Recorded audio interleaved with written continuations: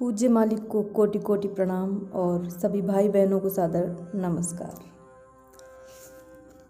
आज का लेख चाय का विवेक, ये एक स्टोरी है छोटी सी, जो हमारे आध्यात्मिक जीवन और भौतिक जीवन को किस प्रकार से साथ साथ लेकर चलना है उसे दर्शाती है। तो चलिए शुरू करते हैं।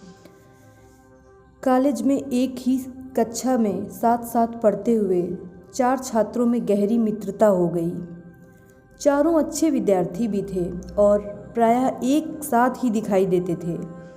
कॉलेज की पढ़ाई समाप्त करने के बाद चारों अपनी जीविकोपार्जन के लिए अलग अलग कंपनियों में नौकरी करने लगे, परंतु संपर्क बना रहा।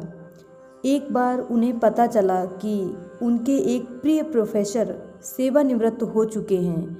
वे चारों उनसे मिलने के लिए उनके घर पहुंच गए। प्रोफेसर ने उनका स्वागत किया और प्यार से उनका कुशल मंगल पूछा। बातचीत के दौरान जीवन के तनाव को लेकर चर्चा छिड़ गई। चारों बड़ी बड़ी कंपनियों में सेवारत थे, अच्छा वेतन पा रहे थे, सुख सुविधा के कुछ साधन भी जुटा लिए थे, यानी भौतिक दृष्टि से वे सुखी थे। परंतु चारों का मानना था कि उनके जीवन में तनाव बहुत है। प्रोफेसर बड़े ध्यान से उनकी बातें सुन रहे थे। वे उठे और उनके लिए चाय बनाने के लिए चले गए। कुछ समय बाद वे ट्रे में एक चाय की केतली और कुछ प्याले रखकर ले आए। सभी प्याले अलग अलग प्रकार के थे, कुछ खूबसूरत व कीमती थे तो कुछ साधारण एवं सस्ते वाले थे। ट्रे को मेज पर रखते हुए उन्होंने चारों लड़कों को अपने अपने लिए चाय डालने के लिए कहा। चारों ने एक एक प्याला उठाया और चाय डालकर पुनः आकर बैठ गए। सभी की नज़रें एक दूसरे के प्यालों पर थीं। प्रोफेसर चुपचाप बैठे सब कुछ देख रहे थे।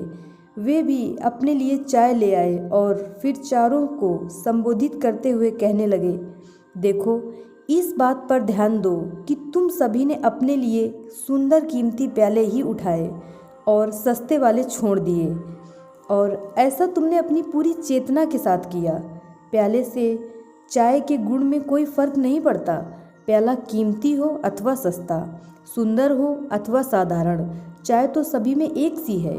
तुम्हें तो चाय चाहिए थी, परंतु तुमने प्याले की ओर अधिक ध्यान दिया।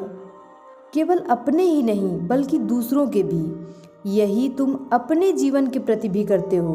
समझो, तुम्हारा जीवन चाय है और तुम्हारी नौकरी, वेतन या धन, सुख सुविधा के साधन, ये सब विभिन्न प्याले हैं जिनका तुम इस्तेमाल अवश्य करते हो, परंतु ये तुम्हारे जीवन की गुणवत्ता को कदापि निर्धारित नहीं करते।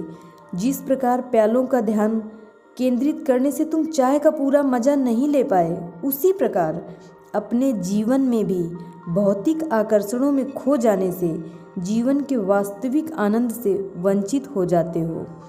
सभी अपने लिए उत्तम ही चाहते हैं और वही दुखों और तनाव का कारण है। भौतिक जीवन की ओर उतना ही ध्यान दो जितना जीने के लिए आवश्यक है।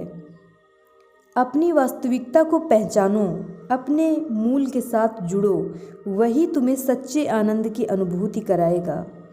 चारों प्रोफेसर की बातों को ध्यान से सुन रहे थे। उन्हें जीवन को तनाव रहित करने का उपाय मिल गया था। धन्यवाद।